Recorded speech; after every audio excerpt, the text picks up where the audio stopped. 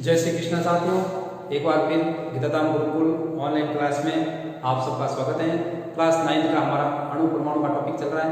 Chemistry रसायन विज्ञान से रिलेटेड टॉपिक है और हम उसे धीरे धीरे पढ़ते भी समझ भी रहे हैं और उससे संबंधित कुछ क्रियाकलाप भी देख रहे हैं। आज हमारे टॉपिक में है IUPAC। एक अंतर्राष्ट्रीय स्तर की संस्था है जो पृथ्वी पर पाए जाने वाले विभिन्न प्रकार के रासायनिक तत्वों को नाम, उनका प्रतीक और उनकी जो रासायनिक संरचना है उसके बारे में हमें ज्ञान करवाती है और उससे संबंधित जो भी व्याख्याएं वो करती है। ये एक अंतर्राष्ट्रीय संस्था है जो जितने भी देशों के अंदर विभिन्न रासायनिक तत्वों के ऊपर जितने भी खोज होती है उनके नामकरण को लेकर या उसके संबंधित गुण धर्म को लेकर इस संस्था के द्वारा मापदंड तय किए जाते हैं और वही मापदंड पूरे विश्व में लागू होते हैं। जैसे कि तांबा है जिसे हम कॉपर बोलते हैं, Cu। राजस्थान, भारत के राजस्थान के अंदर ठीक गांव के अंदर बैठे हैं उसको Cu कॉपर से। तो आप अमेरिका जाओगे, रूस जाओगे, वहाँ पर भी आपको तांबा कॉपर के रूप में ही मिलेगा। ये बड़ा रोचक और अच्छी चीज़ है कि पूरे विश्व में किस प्रकार प्रकृति में पाए जाने वाले विभिन्न तत्वों को एक रूपता में लाकर रखा है ताकि कहीं पर भी इसकी खोज के संबंधित कोई भी क्रियाकलाप हो विश्व के हर व्यक्ति तक, हर वैज्ञानिक तक, हर प्रयोगशाला तक इसका लाभ लोगों को मिले। अब देखो IUPAC का पूरा नाम है international union of pure and applied chemistry. ठीक है, एक बार वापस देख रहे हैं, international union of pure and applied chemistry, ये इस IUPAC का नाम है। ये संस्था क्या करती है? देखो, ये एक अंतर्राष्ट्रीय वैज्ञानिक संस्था है। क्या है? अंतर्राष्ट्रीय वैज्ञानिक संस्था है जो तत्वों के नामों, प्रतीकों और मात्राओं को स्वीकृति प्रदान करती है। आपने किसी भी तत्व की खोज की है, उस तत्व को वैज्ञानिक स्तर पर पहचान दिलाई है तो आपको अपने तत्व को IUPAC के अंदर रजिस्ट्रेट कराना होगा और IUPAC ही अगर स्वीकृति देगी तो ही आपका तत्व है वो विश्व में किसी न किसी रूप में जाना जाएगा। तो सीधी सी बात है, ये एक वैज्ञानिक संस्था है जो विभिन्न प्रकार के तत्वों को नाम, उनके प्रतीक और उनकी मात्रा के रूप में स्वीकृति प्रदान करती है। जैसे कि कुछ तत्वों के बारे में हम जानकारी शुरू करेंगे। जैसे कि कुछ तत्वों के प्रतीकों के नामों के पहले अक्षर को बड़ा और दूसरे अक्षर को छोटा लिखा जाएगा। जैसे कई प्रकार के तत्व हैं जिनका पहला अक्षर बड़ा लिखा जाएगा और बाकी का अक्षर है छोटा। जैसे कि हाइड्रोजन, तो इसका पहला अक्षर क्या रहेगा? बड़ा। जैसे कि एल्यूमिनियम, तो पहला अक्षर बड़ा रहेगा, दूसरा अक्षर है एल्यूमिनियम का L, तो ये छोटा रहेगा। तो ये इनका प्रतीक होगा।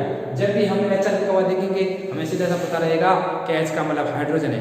जब भी हम L लिखा हुआ देखेंगे, बड़ा A तो कैपिटल है और L है वो स्मॉल है, हमें सीधा सा ज्ञान रहेगा इसका मतलब एल्यूमिनियम है। ठीक है, तो ये प्रतीक चिन्हों के नाम लेने की प्रक्रिया शुरू होती है। इसमें कुछ और देखते हैं तो आप इसको मोटे मोटे रूप में अपने कॉपी में उतार भी लें क्योंकि ये एग्जाम के अकॉर्डिंग भी बड़े काम का है और आपको इसमें एग्जाम के संबंधित काफ़ी सारे क्वेश्चन भी पूछे जा सकते हैं जिनका आपको ध्यान रखना भी काफ़ी जरूरी है। अब इसके अंदर और आगे देखते हैं तो क्या होता है। देखो मैं यहाँ ये इतना बता रहा हूँ, ठीक है।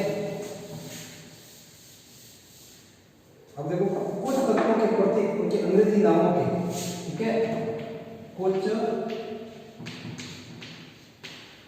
तत्वों के प्रतीक, उनके अंग्रेजी नामों के, उनके अंग्रेजी नामों के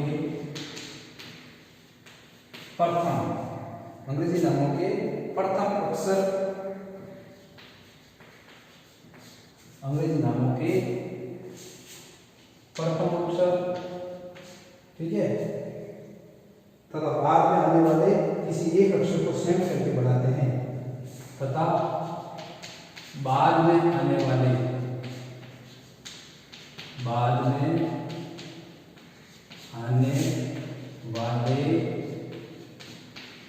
किसी एक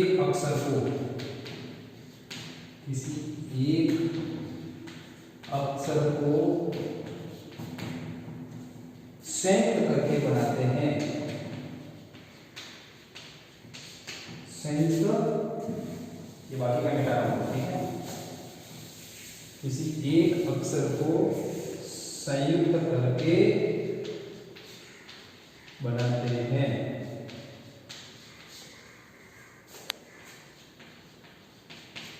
ठीक है। जैसे कि क्लोरीन, क्या है, क्लोरीन, प्रतीक चिन्ह क्या हो गया क्लोरीन का, Cl, ठीक है। जैसे कि जिंक, जिंक, प्रतीक चिन्ह क्या हो गया, Zn, ठीक है। इस प्रकार, तो इससे पहले वाला हमने पढ़ा है, ठीक है। पहले वाला एक बार देख लेते हैं। इससे पहले वाला हमने क्या पढ़ा कि कुछ तत्वों के प्रतीकों के नामों के पहले अक्षर को बड़ा व दूसरे अक्षर को छोटा लिखा जाता है। जैसे कि हाइड्रोजन का H, एल्यूमिनियम में Al, कोबाल्ट में CO।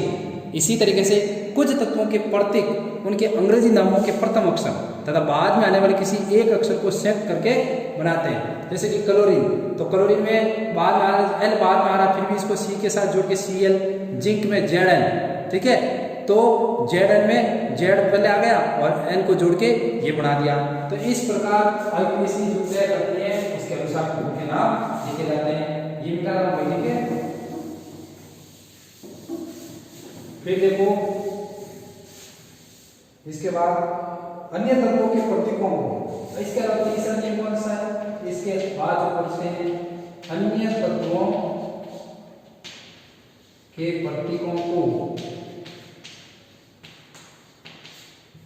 अन्य तत्वों के प्रतीकों को लैटिन, ये भाषाएं हैं, ठीक है, लैटिन, जर्मन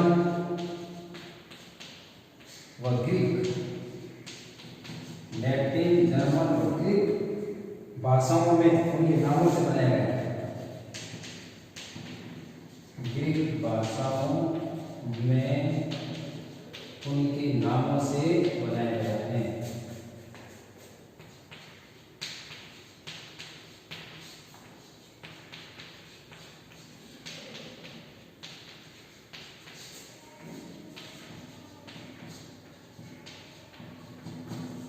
जैसे कि सोडियम, जैसे पहला लोहा ले लेते हैं, लोहा लेका है, ठीक है।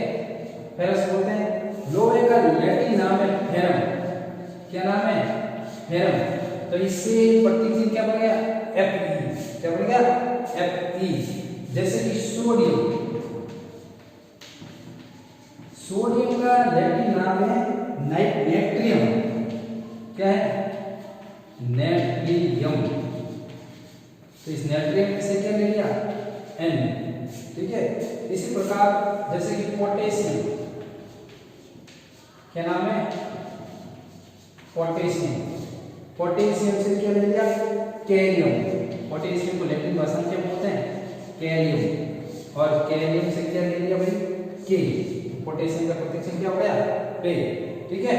तो इस प्रकार ये तीन तरह से आईपीएससी और भी आईपीएससी जैसे जैसे क्लास से बढ़ेगी।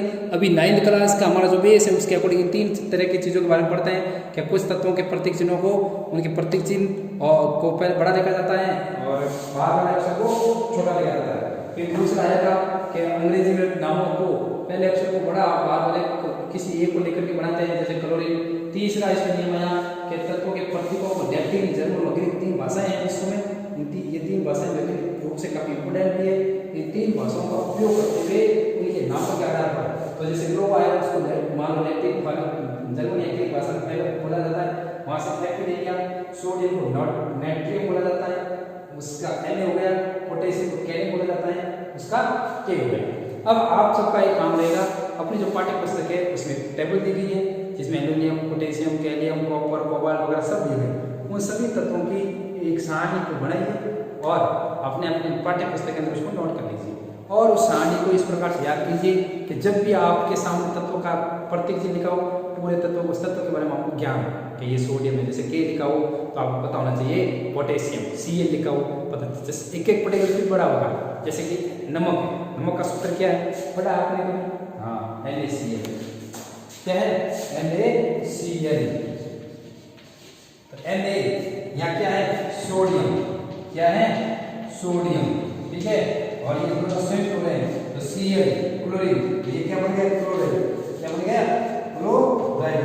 तो नमक का सूत्र क्या हो गया NaCl, तो नमक को क्या बोलते हैं सोडियम क्लोराइड, तो सोडियम क्लोराइड का क्या हो गया नमक, जो हम रात दिन काम में लेते हैं। तो इस प्रकार पहले प्रत्येक चीज याद करेंगे सबके बारे में, फिर आपसे कहेंगे अब किसी यौगिक को बताइए, तब हम दो तत्वों के द्वारा किसी यौगिक के बारे में बता सकते हैं। इस प्रकार ये आपके आईपीसी की कुछ संरचना है जो आपके पुस्तक के अकॉर्डिंग हम पढ़नी है, और आप घर पर जितना ज्यादा इसको पढ़ेंगे इतना ज्यादा आपको याद रहेगा। अगली क्लास में जब भी मिलेंगे तो इसके आगे की वस्तुओं के बारे में पढ़ेंगे। तब तक के लिए जय श्री कृष्णा, और घर पर रहें, सुरक्षित रहें। अभी कोरोना का कुछ ज़्यादा ही प्रकोप बढ़ रहा है, ज़्यादा जरूरी हो तो इन बाजार वगैरह में जाएं, भीड़ भाड़ में जाएं, शहर की ओर यात्रा करें।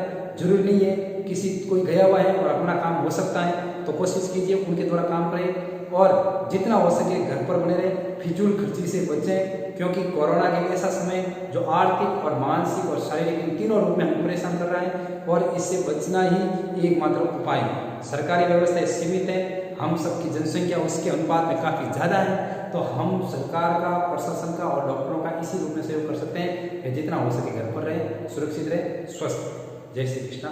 अगली क्लास में फिर मिलते हैं।